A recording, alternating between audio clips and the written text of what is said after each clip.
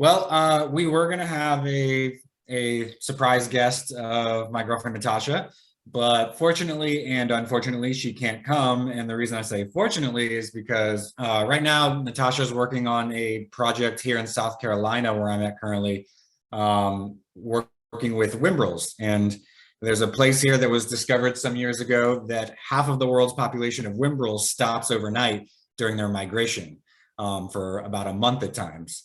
And last night we went and they showed me the island, and we stayed till sunset so that we could see what we thought would be a few whimbrels flying in, because they haven't had the same numbers, which is 20,000, by the way, that they had last year. And last night we estimated that we saw 3,700 whimbrels fly into this island and fly within 100 feet of us. Like, they all landed within about 100 to 200 feet of us. So they had to change their plans, and now they're out trying to catch whimbrels. And so it's just me today. So this is going to focus on this photo, by the way, St. Mark's National Wildlife Refuge by the lighthouse, just so you have an idea of the beauty that's out there. So this is my definition of Eastern Panhandle. We've got Jackson County down to Gulf County and then over to Jefferson. Just so you kind of have a scope of what we're talking about is my little definition of the Eastern Panhandle. And then here's a little map of all the hotspots, so you kind of have an idea of what it is I'm talking about and where they are. And so these are all the spots that I will be talking about tonight. All right, first up, so I've kind of taken this from north and west, and I'm going east, just so you kind of have an idea of the organization here. So the first one I'm going to talk about is the Jackson County agricultural area. And this is a great spot for winter specialties, particularly horned larks. This is one of the only places in Florida to find horned larks, and is probably the most common place to find them, as well as American pipits. And then, there's usually a few other random things out there that are pretty cool. There are two main spots people go to: Concord Road and Florida Foundation Seed Company. These are both eBird hotspots, so you can find them on eBird. Both of these spots, the whole region, we're talking large agricultural fields. And you're going to be birding from the road. Or from the side of the road. And so this is definitely best birded with a scope. My first horned larks were birded with binoculars, and it took me a couple hours. They're very, very difficult to spot. So I highly recommend, if you're going out there for these horned larks, you really want to bring a scope, or you're going to need some patience.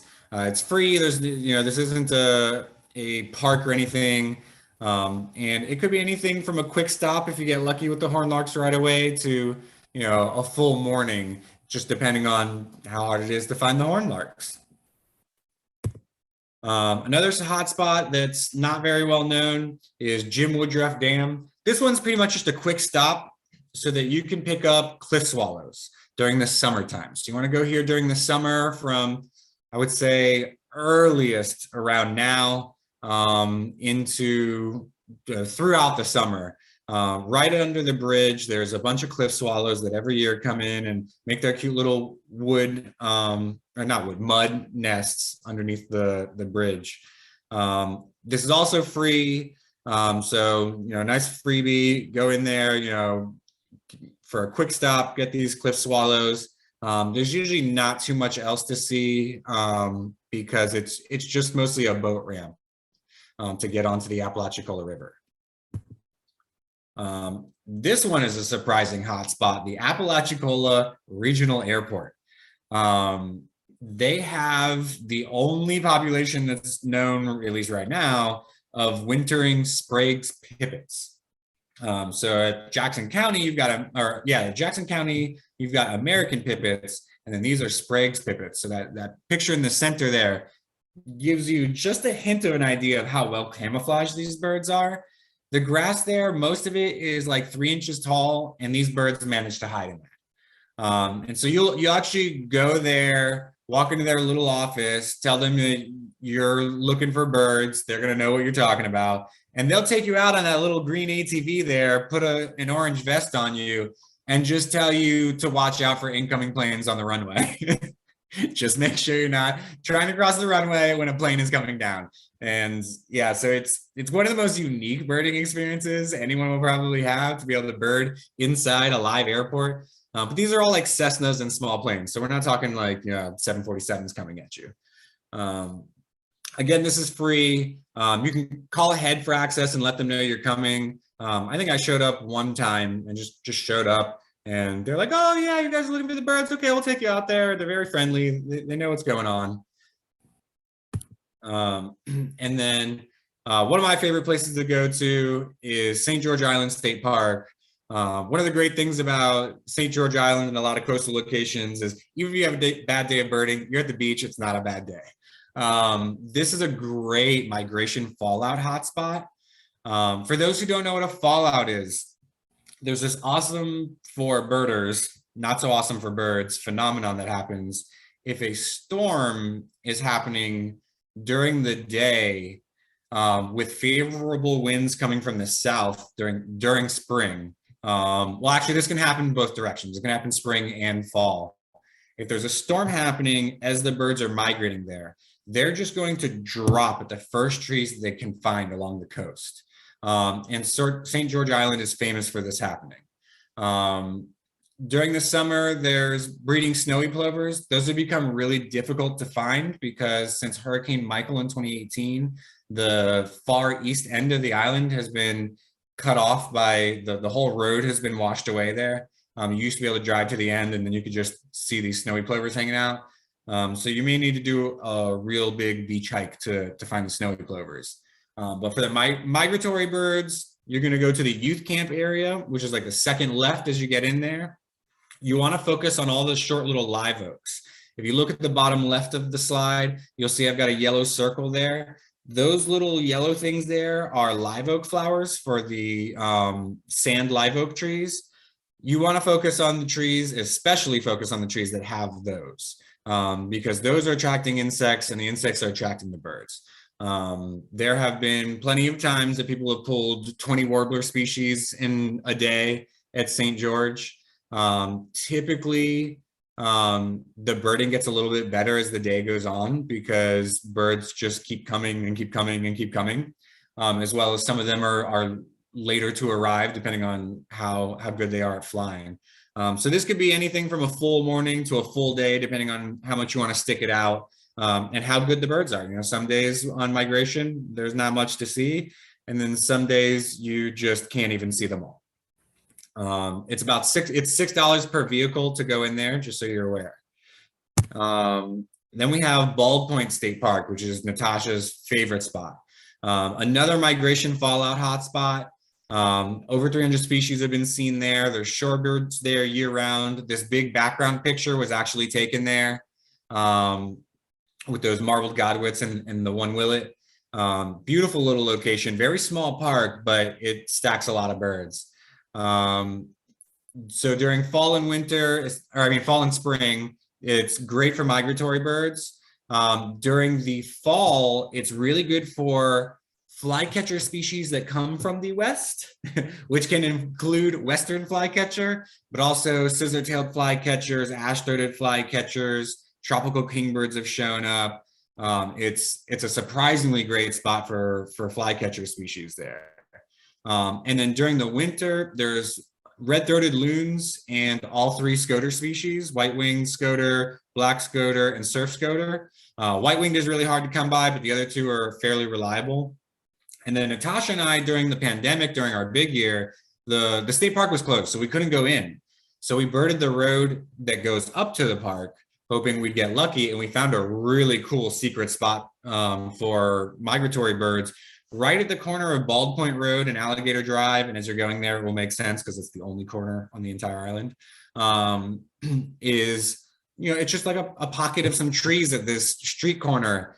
And we found like 4 species of thrush and like 15 species of warbler, both tanagers. And it was just like, it was a ridiculously good spot there that nobody before that we've ever heard of has ever talked about birding it. And we did as well there as we could ever do inside the park.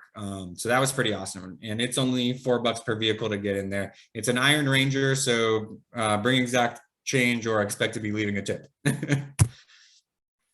This one I threw in because Natasza and I suspect that this is kind of an underbirded hotspot during migration. It's definitely good year round for red cockaded woodpecker and brown-headed nuthatch. It's some of the most beautiful wet flatwoods habitat that I've seen in the Panhandle. And we also were there one night camping and heard a bunch of eastern screech owls by the boat ramp there. The floating boat ramp there too. There's one at the very end of the park that's a floating boat dock. And in the salt marsh, we could hear 5 or 6 eastern screech owls that night. But the vegetation in the park along the water is very similar to Bald Point and St. George Island and other coastal hotspots. So we got a feeling that that could be another migration fallout hotspot. But we just didn't happen to bird it during the right times to find out if that were true. And in fact, after 17 years of living in the Panhandle, I only went there the last few months I was living in the Panhandle. Again, $4 a vehicle, but they've actually got a Ranger, so you don't need to bring exact change. This is another underbirded, under talked about spot that's really good. Spring migration is really great. There's a lot of birds passing through, and then there's a lot of nice breeders that are there. Mississippi kites are pretty much always there. Bachman sparrows are there year round, but you're mostly just going to hear them in spring and summer. Hairy woodpeckers are there at different parts of the complex. So real quick, Joe Budd Wildlife Management and Lake Talquin State Forest form this rather confusing complex of properties that surrounds all of Lake Talquin. Most of what I'm talking about is going to be on the north side of the lake. Most of the species I'm talking about are found on the north side of the lake. The south side has less access, but there's definitely still good birding to be had there. I would say, I would caution that you want a higher clearance vehicle, like at least a big sedan, a hatchback, an SUV, or a truck. I drive a Mazda Miata. It will, or I used to, it will never make it there. It's gravel roads and stuff like that, but they have lots of dips and divots and bumps and stuff like that. So I would recommend a fairly high clearance vehicle. And again, no entrance fees. You get the bird for free. Keep an eye out for hunting season there, since they do allow hunting.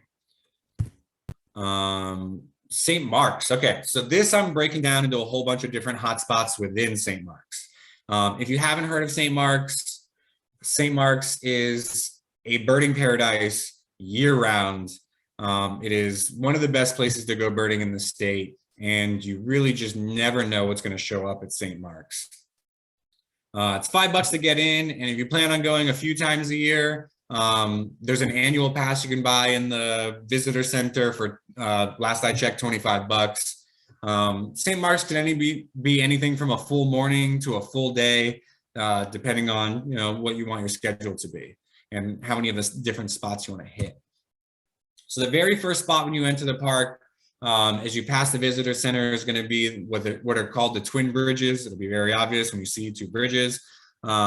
This is a quick stop to make. There's usually a mixed bag of surprises. During the summer, there's prothonotary warblers there. They actually have some little bird boxes there that the prothonotary warblers use. Sometimes there's some empodonax flycatchers in there. There's water thrushes there sometimes. And during the breeding season, there's parulas all over the place. So spend 5 to 10 minutes listening around there and seeing if you can find anything hopping around. The next spot you'll come to, which is on your left, you'll actually have to get out of the car and walk, is the helipad. So you'll walk down this gravel path, and then a trail will open up on the right and go to an open grassy area. This is a winter sparrow hotspot that it can be really unbelievable. Every year there's Henslow sparrows there, at least 1 or 2 of them. That's usually the main draw for people, but you can get song sparrows there, field sparrows, sometimes chipping sparrows are in there. Man, I'm forgetting my sparrows because I've been in the tropics too long. But yeah, it's a sparrow haven. This is one of the few places where late morning actually seems to be easier to get birds than early morning for those sparrows. I've never been able to explain that, but that seems to be the trend. Also, there have been multiple yellow rail sightings over the years there, because people will walk through the habitat to try and flush up the sparrows. And every so often, somebody flushes up a yellow rail during the winter. So keep an eye out there. It's a very wet, grassy area. So consider waterproof footwear or be ready to have wet and potentially cold feet, depending on the day you go and what the weather's like. This is a quick stop. Could be anything from 15 minutes to an hour or so, maybe 2, as you're trying to wait out the sparrows, because we all know they are very tough to get eyes on. Then you have the Stony Bayou and East River Pool. As you drive down the road a couple more minutes, it will open up, and on the left will be Stony Bayou, which is this big impounded area with a bunch of water or a bunch of mud, depending on the time of year and how they're managing water levels. This is great for shorebirds, especially during the winter. It also gets lots of rare migrating shorebirds like white-rumped sandpiper. Every so often, there's like a one-day wonder upland sandpiper. Most years, there's American golden plover shows up at some point and stays a couple of days. And then during the summer, Wilson's plover and least terns are breeding there, and they're fairly close to the road. And then throughout the year, you can listen for king rails that are in the cattails. So just to the north, which is the direction you're coming from as you drive down the road, there's a freshwater marsh with cattails. You can listen for king rails there and occasionally get them. And then on the other side of the road, the right side of the road, is East River Pool, and you get some winter ducks there, as well as Pinky the flamingo has stopped by there. And in the past, although he hasn't shown up, he probably reached the end of his life. The bottom photo there is this male vermilion flycatcher that came every year for 10 years in a row. And then in the winter of 2020, 2021, it didn't show up.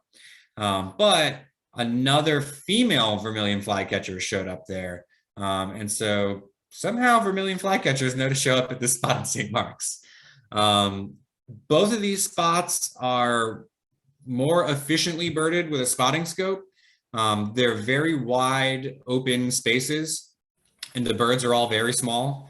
And I'm sure many of you have suffered through trying to identify shorebirds, especially the little ones, and it is not easy. So if you'd like to share, save yourself some frustration and possibly some bad language, bring a spotting scope, because otherwise it can be quite frustrating to get IDs on birds, because they're often not right next to the road, but just outside of the distance that a binocular can accurately identify them. So I just checked today before starting, and it seems Pinky hasn't been seen since March. I've been in Latin America since February, so I haven't been keeping up to date on Pinky. So this is the latest information I had for him, which was back in March. Was a place called Mounds Pool 3, which is where the big flamingo is on the photo. There's this little bench that I've marked, and if you go down past the bench, there's a tiny little silver gate or metal gate or whatever, and a levee that you walk down. And you walk down the levee for just literally like 1 minute. You'll make a left and walk for a couple of more minutes, and that's usually where Pinky was visible. If you really want to enjoy Pinky, I would definitely bring a scope to that spot, because he's usually about 200 yards away from the levee. And so you can either see a big pink bird, or if you bring a spotting scope, you can see a flamingo. This is usually a quick stop. You go see Pinky. He or she hadn't been very close to the levee, so you're not going to be getting your full frame flamingo shots there or anything like that. But it's also just really cool to see a flamingo. Tower Pond Trail is one of the best birding spots in St. Mark's, especially for migration. Well, really almost exclusively during migration. There's all sorts of warblers, vireos, tanagers, thrushes. There's been 5 species of thrushes. I think I've seen 4 in one day there, and 5 over time. There's a canal at the very back where you can usually see water thrushes if you quietly approach and don't flush them. Least bittern is usually heard often because there's a lake there that's got some marshy vegetation, and so you can hear them if you. They have a call that's like a cack cack cack cack kind of call. If you learn that call, you'll hear least bitterns with time. And then this is also the place to go to when you want to see American black ducks. So St. Mark's is one of the only places in Florida that you're going to be able to find American black ducks, and they're there every year. So you'll go to the Tower Pond Trail. It splits right at the tower. That's how it got named. And you want to go left, and then you hit the end of the trail and go left again, and then you'll hit an impounded marsh area. And that's where the black ducks are. The hot spot is called Mounds Pool number 3, which is technically the same spot as where Pinky is. But if you were to take the same route, it would take you probably an hour to get there. Whereas it'll take you 15 minutes if you just walk from the restrooms. This is also the only restrooms at St. Mark's. So this is where you want to make your bathroom stop. And then Tower Pond is on the right side of the split all the way at the end. And that's also really good for shorebirds at certain times of day based on tides. And there can be a couple thousand shorebirds sitting there, mostly within binocular distance. I might not necessarily be able to pull like a Western sandpiper apart from a semi-palmated sandpiper, but you can see the yellow legs on least sandpiper well enough to identify all of those. And there's usually some avocets and blackneck stilts there, which are always a pleasure. Then you have at the very end of the road, there's nowhere else to go, is the lighthouse area. There's a lighthouse, you'll definitely know you've reached that spot. This is another migration fallout hotspot because this literally is the first line of trees along the coast. And so during spring and fall, if a storm has hit the coast during the day, during migration with winds coming from the south, well, in spring coming from the south and fall coming from the north, birds are just going to drop down there. And there's only a handful of trees there. And so the trees are just dripping with birds. Natasha and I's first date actually was at this, and it happened to be during Tropical Storm Nestor, I think was the name of that one. And in one day we pulled 99 species. And it was just dripping with birds. Also during the winter, so across from the lighthouse is a little impounded pond area, and that is winter ducks galore. I've never seen more ducks than anywhere else than I have seen there. On really good years, so like really cold years, there can be a few thousand ducks sitting in a pond that's probably 200 meters by 300 meters. It's insane. Sometimes there's so many ducks you can barely see the water. And there's pretty much just about any duck there. Canvasbacks are there. There's both scops are usually there, but actually looking out into the bay is best for greater scop. And you've got widgeons packing the place. Green-winged teals are there. Redheads are there. It's duck mayhem. And then out on the bay, there's red-throated loons and horned grebes during the winter. The horned grebes are pretty easy. There's usually 5, 6, 7 of them. The red-throated loons, there's usually 1 or 2, and it's going to take some patience. This background photo is perfectly illustrative of the differences between red-throated loon and common loon. The red-throated loon is the one that's slightly left and forward, or in the foreground, I should say. You can see it has more white going onto the face. Its bill and its head are held up a little bit more, and it's distinctly smaller. And there's lots of common loons there, so you'll have to sort through common loons to find the red-throated loon. There's whimbrel on the salt flats during migration as well. 5 or 6, not 3,700, sorry.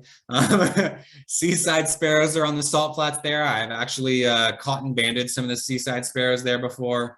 And so this can be anything from a quick stop on a bad day to 2 hours just just counting through ducks and or warblers or loons or whatever it is that that is the highlight for that time of season there. So yeah, like St. Mark's is just absolutely amazing. I mean, I was just 2 days ago in Colombia, and most of the good hotspots there rival the same number of species as St. Mark's has. Like I think St. Mark's has like over 330 or something like that, and imagine like the tropics is doing as well as St. Mark's is. And then this is a little known spot that I really think more people should go to for some particularly tough to find birds. It's a place called Bottoms Road, easily comes up on Google. It's also on eBird, and it's about 20 minutes west of the main refuge. And this is where you can get all sorts of cool salt marsh specialists. There are seaside sparrows there. That seaside sparrow on the right there was actually, we photographed that bird, then caught that bird. For this project I was working on. There's clapper rails there, and if you're really, really, really lucky, don't hold out too much hope. You might be able to hear black rail there. There's only been a few sightings there, but I think they're pretty consistently there. They're just, black rails are tough to detect. Then during the winter, there's also lots of Nelson sparrows and a handful of salt marsh sparrows. Those are really tough to ID. Definitely get out your field guides, learn your characters beforehand, learn your calls if you can, and you might be able to get both of them in one morning.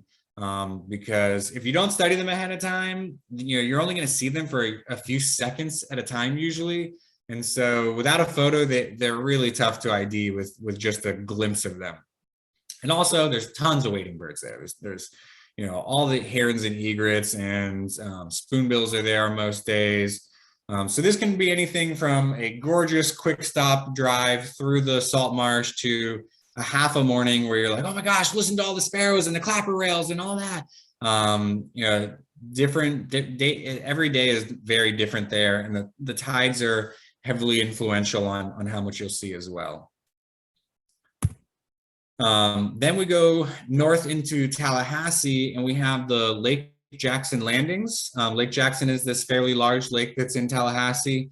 The two main spots that people go to, again, these are eBird hotspots, are Crowder Road and Falk Drive. And they're both landings where people can launch boats from.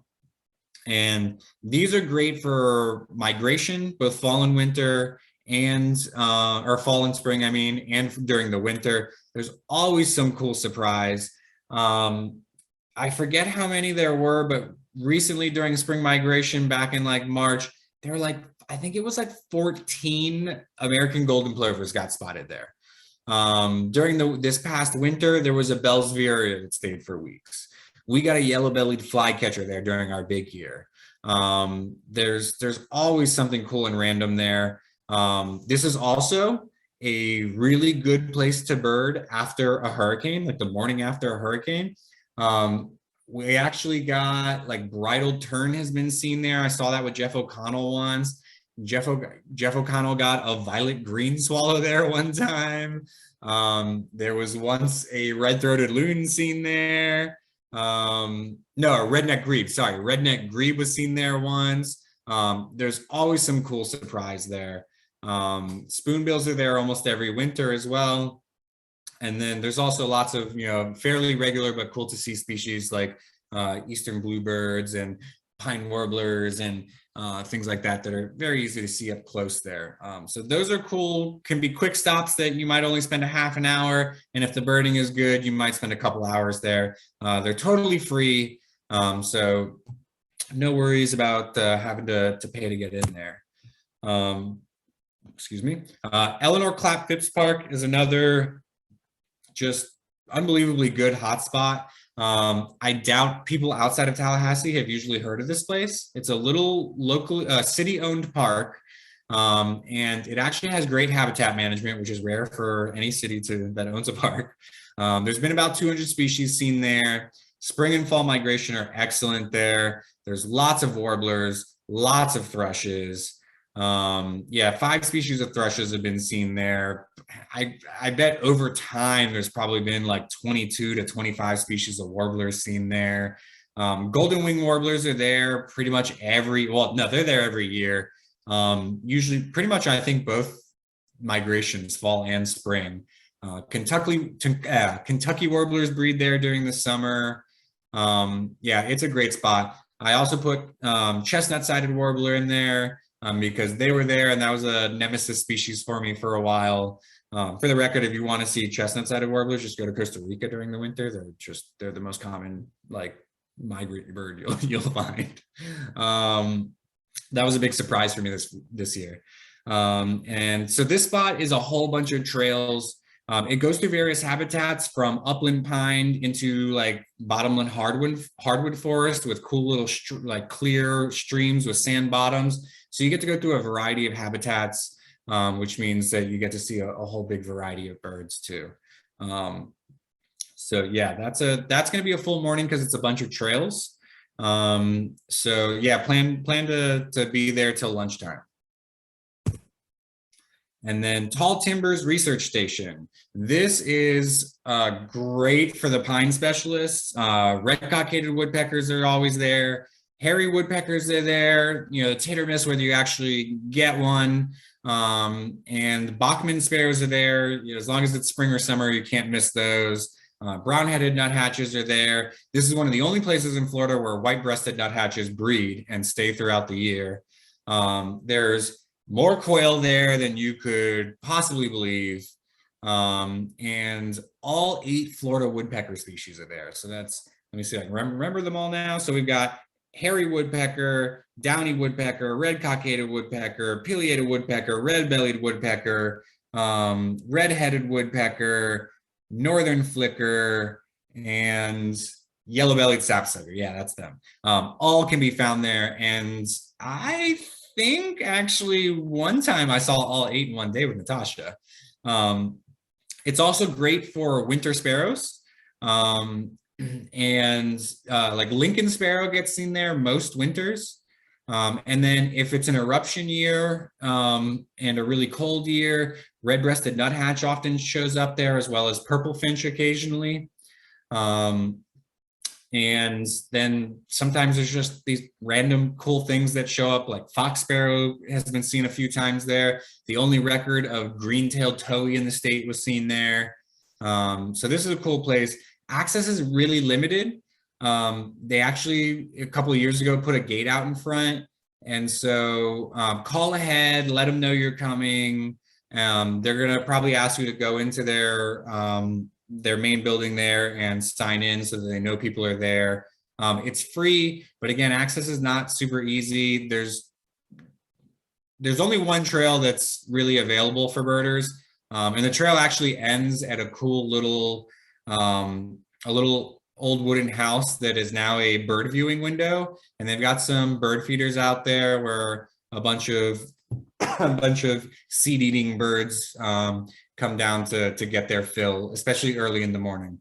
And yeah, this is a really cool spot, especially for those pine specialists. It's also one of the prettiest pine forests you're going to see just about anywhere in Florida. And so that's not all the birding hotspots in the Eastern Panhandle, but that's about all I could fit into the window of time for a presentation. In the future, I'm gonna do a Western Panhandle presentation. And so hopefully we can schedule another presentation for that to do the Western Panhandle stuff.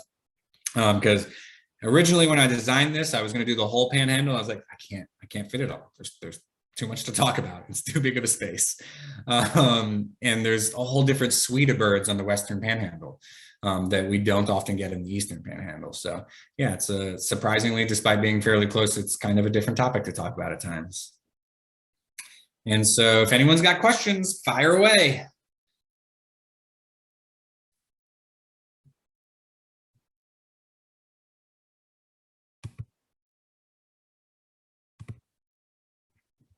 I see there's a couple things going on in the chat.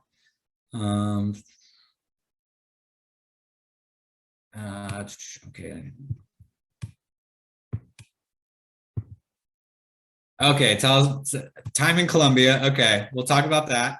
Um, oh, Anne said there was a green-tailed towhee on Payne's Prairie across from 441 Overlook about 15 years ago. I did not know about that one. I wonder if that's not an eBird. That's really cool. That's a super rare bird for Florida for sure. So my time in Colombia has really not been spent birding. I'm going to be spending 3 months there. And my first month, I was doing a bunch of Zoom presentation stuff for work. And so I needed really good internet. And this one place I found had 50 megabyte per second Wi-Fi on the beach with the most amazing view I think I've ever seen in my life. And so my whole 3 weeks so far in Colombia has just been hanging out at the beach. So I really haven't seen many birds or even bothered to identify most birds there because for me, I have to separate my hobbies because I can't do them all at once. So I've just focused on ocean-based stuff while I was there, and I'll be going into the mountains after next week, and then I'll be hitting the birds hardcore. But I did get a really, really cool, significant sighting. I went out with some local fishermen last Saturday, and on the way out saw 2 black-capped petrels, and then on the way in saw one again. And so that is actually going to be the first site record for that species in Colombia on eBird. I reported it to an organization called Birds Caribbean, who is heading up major research on this species. And they had tracked some birds in 2013 that, to their surprise, ended up going to the coast of Colombia about 40 miles east of where I was and spending a significant amount of time there at some sort of cold water upwelling that's happening near there. And so that was like a major sighting, and it happened to be Global Big Day. So I got them one more species. And Colombia got the most species this year on Global Big Day at 1,538 species of birds, with 1/10 the number of eBirders submitting reports as the United States has. So imagine like double the number of species with 1/10 the number of birders. Yeah, it was incredible.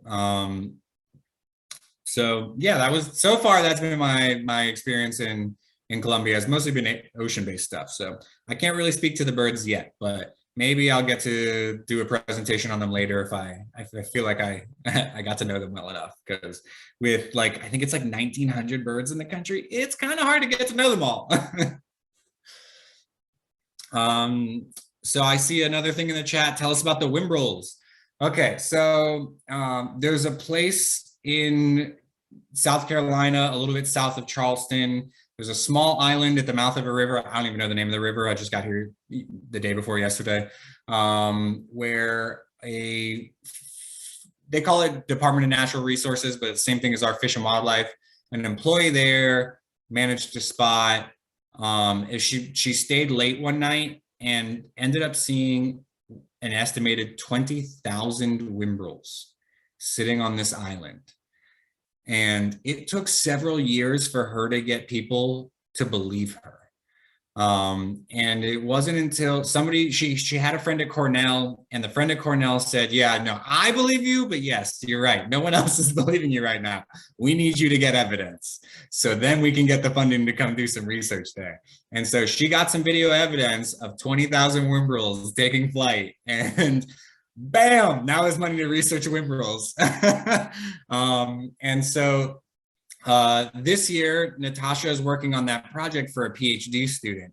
So the project is to track Wimbrels, put some tags on them, and collect data about how long they're staying there and where they're going. Because with 20,000 birds, first off, nobody knew that they were there. This is half the world's population of Wimbrels.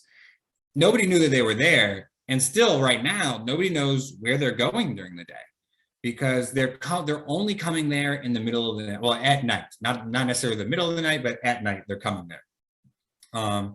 And they're spending, from what they can tell, roughly an average of 30 days, roughly.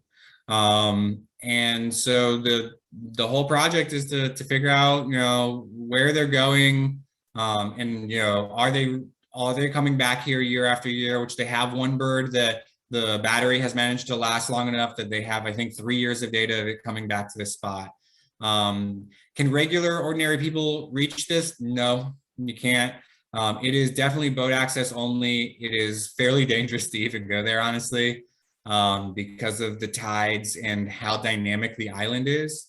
They just had king tides this week that took an island that is, I think it's like 1.5 miles long, and there were only little stepping stones above water. Yeah, absolutely unbelievable. I was there yesterday with them, and some parts of the island were almost unrecognizable because it had changed so much for them. For me, I don't know what it looked like the day before yesterday, so I just know I had a fun day at the beach. Yeah, so it's pretty cool. They weren't seeing the numbers this year that they had seen last year and in years in the past of 20,000. And so they didn't do the count that they were expecting to do this year. And then so yesterday they brought me and they're like, well, Gundy's got to see some whimbrels, so we're just gonna stay at this point by the boat, and hopefully we'll see a few flocks fly in, was the idea. They were hoping I might see a couple hundred, which is still amazing because I don't think I've seen 10 at one time, or in a single day. And we, at 8:02, flocks started coming in, and we counted from 8:02 to 8:59 when we just couldn't see anymore, as well as our anchor on our boat was not going to hold anymore. And we estimated 3,700 whimbrels flew in, and all 3,700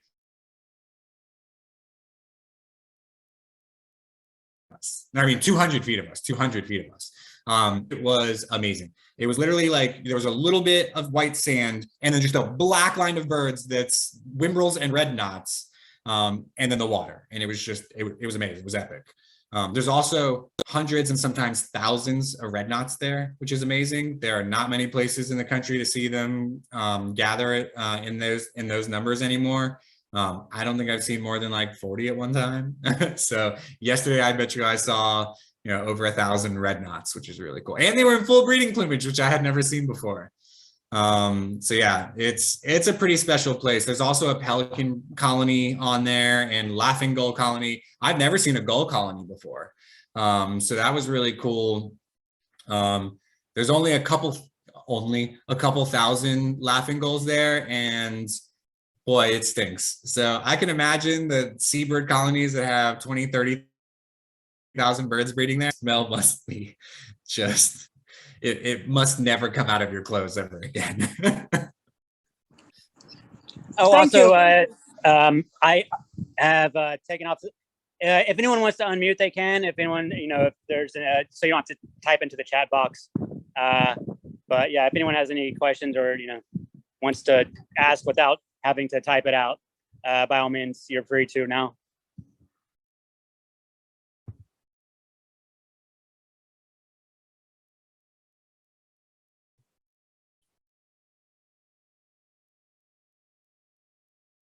Oh yeah, we got a sooty tern there yesterday. That was a cool little surprise. A what? A sooty tern. Oh, what? Yep. Wow. Yeah. Just they've been having the same. So here's an interesting phenomenon. At the same time that Florida was having strong east winds that brought shorebirds onto the Atlantic coast, Natasza was having the same east winds here in South Carolina, and so was I in Columbia. So those strong east winds that have been pushing seabirds to the coast has stretched 2 continents, which is amazing. I don't know weather like that. I didn't know that winds could be that consistent over 2,000 miles of stretch. That's impressive. And that might be what led to me getting the black-capped petrel sighting, is that they might have been pushed a little bit east of their typical feeding ground there. That's awesome. Or a little bit west, sorry, because the winds are coming from the east. I have a question. How do you bird the helipad at St. Mark's? So it depends on whether I want my feet to get wet. So there's a trail that goes to it, and then there's this concrete pad there. And it just makes an L shape. It's not a big place. You can stay on the trail and just, look and wait for sparrows to pop up. As soon as you get there, birds are going to start alarm calling, and most of them just drop down and just make little chip notes. If you're talented like Natasza, you can identify them off those chip notes. If you are tone deaf like me, you are just going to curse and scream probably. And so the way that a lot of people do it is they'll either just sit there and be patient, which some days can be super productive, and some days they're just not going to pop up for whatever reason. The other way to do it is to just start walking through the habitat. It's just like knee-high to some pockets are like hip-high grasses with a couple of shrubs. So it's very easy to walk through, but it's very wet. You'll actually during the spring, if you were to do it, you'll see flowering butterworts, which are a carnivorous plant there. So you could walk through and flush them up, and then again, sparrows, you're just hoping they stay at the top of a bush when they land long enough for you to figure out what it was. A lot of people say that sparrows are really hard to identify, and I definitely disagree with that. It's not that they're hard to identify. They're hard to see long enough to identify, because they're all fairly distinctive. If you can identify warblers, you can identify sparrows. It's just hard to actually see them long enough and completely enough to see the characters you need to identify them.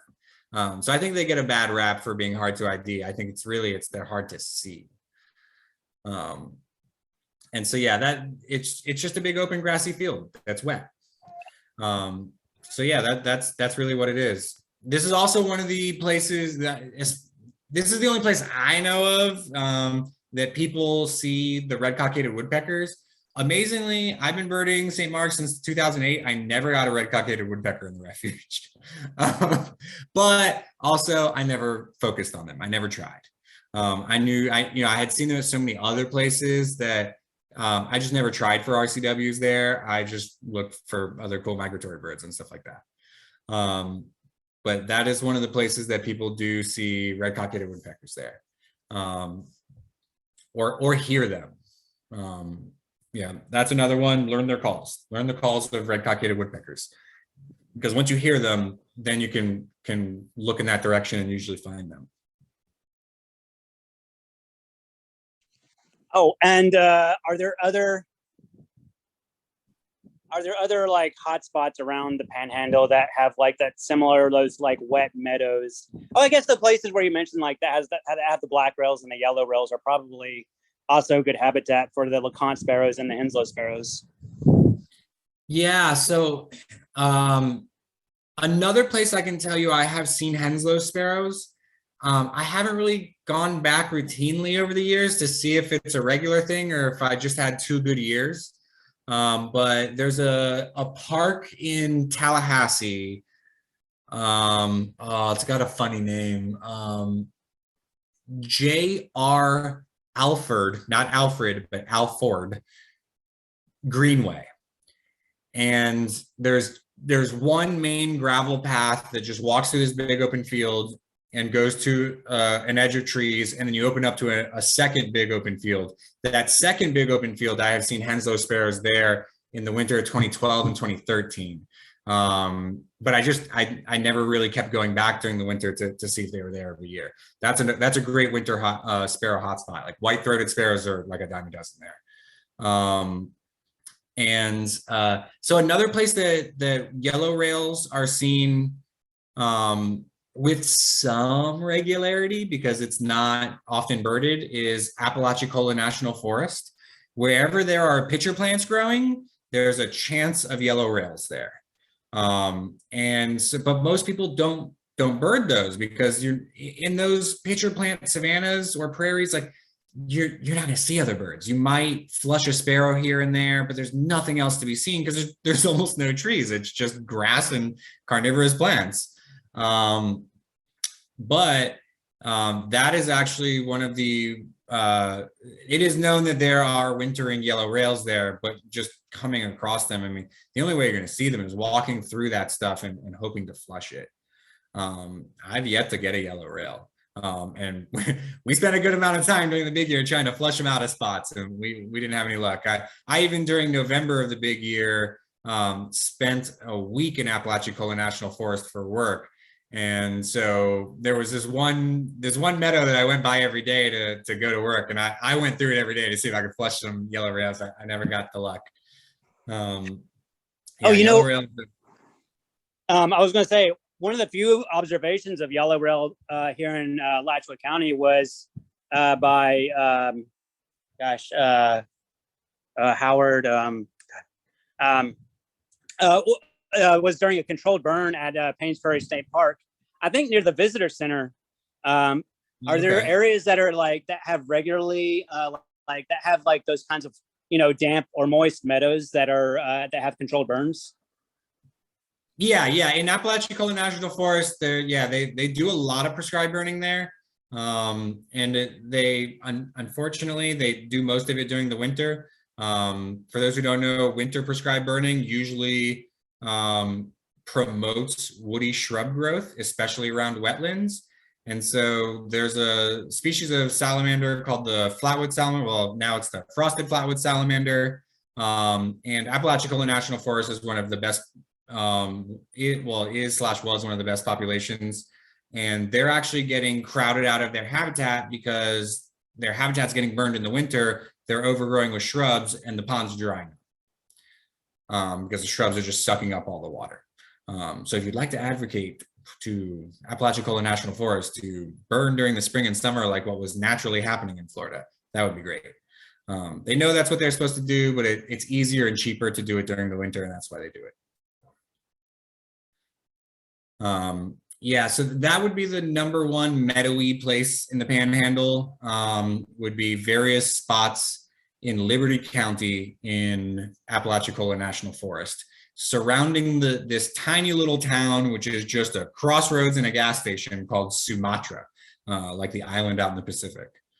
That is also the best place to go to for red-cockaded woodpeckers around there. That there's tons and tons of red-cockaded woodpeckers in that region around Sumatra, as well as if you're into plants, so many carnivorous plants there, as well as a lot of other cool species. But yeah, the carnivorous plants is what got me to start looking at plants, and I would go into Apalachicola and I should say Apalachicola National Forest, because there's a town called Apalachicola, and yeah, there's plants there that are eating bugs. It's super cool. Since you speaking of carnivorous plants, I have a question for you. I was looking at some literature on Sarracenia lately.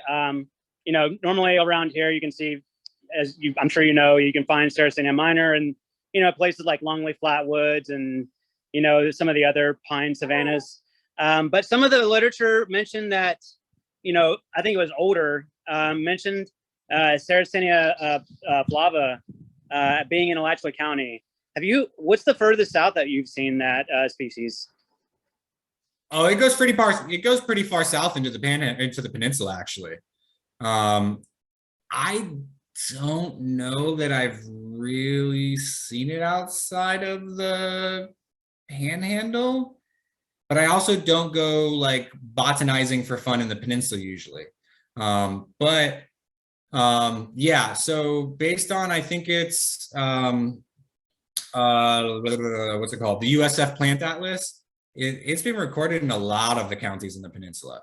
So it definitely does go fairly far south, but it's much, much rarer. Like you're not going to find, from what I understand, you're not going to find huge stands of it. You're going to find little, a clump here or there where it's present. I don't have a good idea of where to tell you to find them. I would suspect that maybe a good spot could be Kissimmee Prairie Preserve, because that habitat, they call it dry prairie. That's a misnomer because it's wet a lot of the year. It just so happens that somebody else dubbed another community wet prairie, and so they had to come up with dry prairie for that But I did a gopher tortoise survey there and saw a bunch of butterworts there. The Pinguiculus cerulean, I think that's like, I don't know the common name, like purple-throated butterwort or something, purple butterwort, something like that. Saw a bunch of those there, lots of sundews there. So that's a spot that might have them. I don't know that for a fact. I'm just guessing based on the fact that there's butterworts there that could be pitcher plants there. Your Sarracenia minor, you won't find hardly out here. There's only like 2 places in the Panhandle to find that. We are way out at the eastern edge of its, or western edge of its range. And I didn't know that, and I spent a lot of time trying to find them, not realizing I wasn't really in their range. I actually had to resort to asking an FSU professor who studied pitcher plant stuff, and asking him if he knew where to find them, and he gave me a spot. Oh, do you have any like resources for learning, like more specifically about Florida carnivorous plants?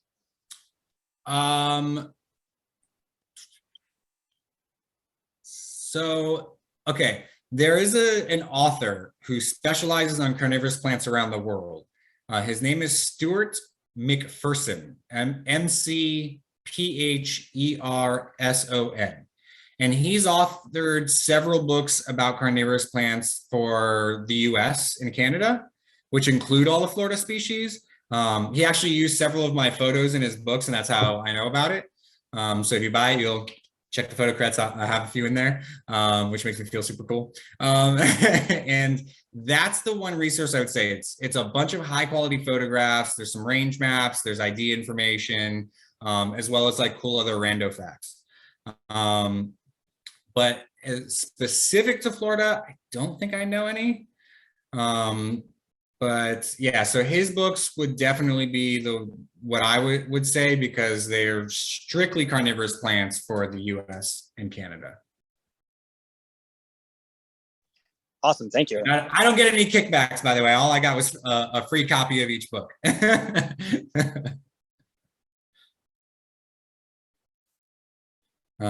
That might be another presentation if you guys are interested. I could actually work up a carnivorous plants presentation if you guys were interested in that.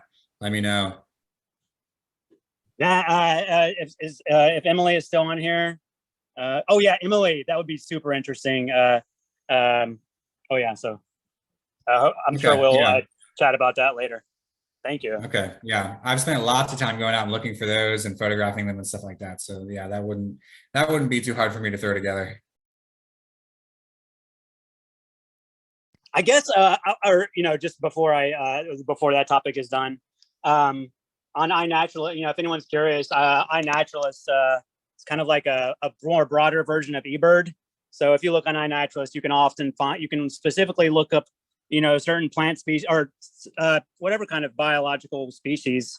You can look it up on there and see where people have reported them, at least. But much like eBird, just because someone says they saw something doesn't mean they did.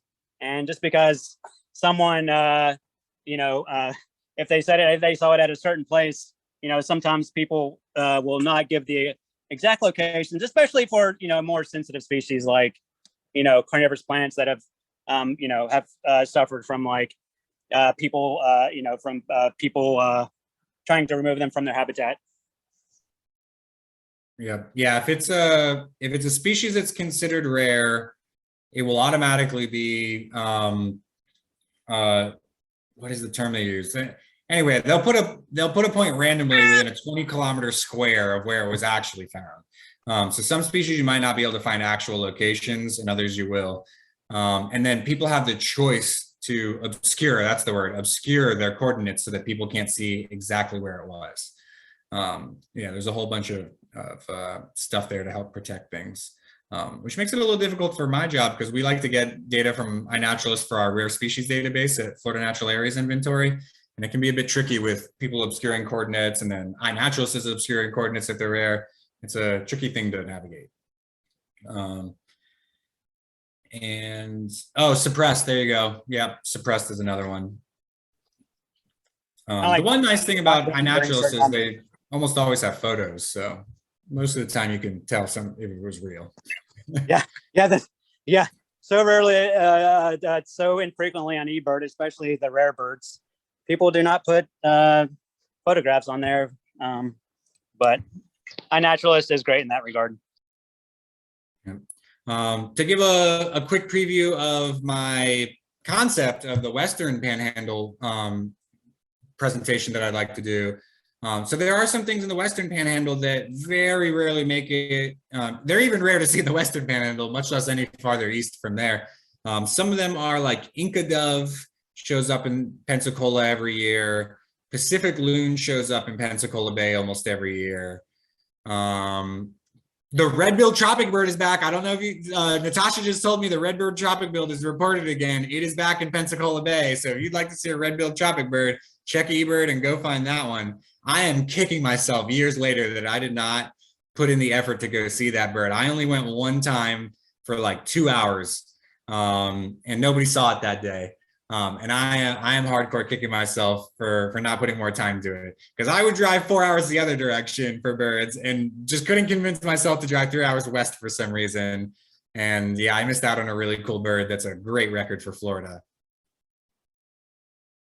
We did try to look for that during our big year, but it was never around in 2020. Nobody spotted it that year. So yeah, there are some cool things that show up there. Another one is juncos can be on nice cold winters. Juncos can be somewhat common in the Western Panhandle. There's reports that Western meadowlarks are there. They've definitely been confirmed in some years. In 2020, there's a landfill in Okaloosa County that allows people access, and Western meadowlarks were reported there by a couple of really good birders. There was no evidence, and we spent 3 very, very difficult days birding there, and we didn't come up with anything that we thought was a Western. But they've been spotted in the Western Panhandle several times with evidence. Yeah, what else comes out there? I can't think. There's other ivory-billed woodpeckers. Those are a dime a dozen. Nobody needs those. Yeah, there's definitely some things that show up there in the Western Panhandle that we don't even get in the Tallahassee area.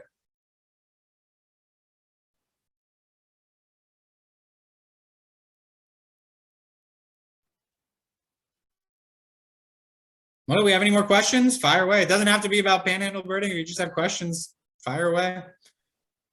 Yeah, Gundy has I'll feel free to pick his brain on like all kinds of, a lot of different things, even if you don't have bird questions.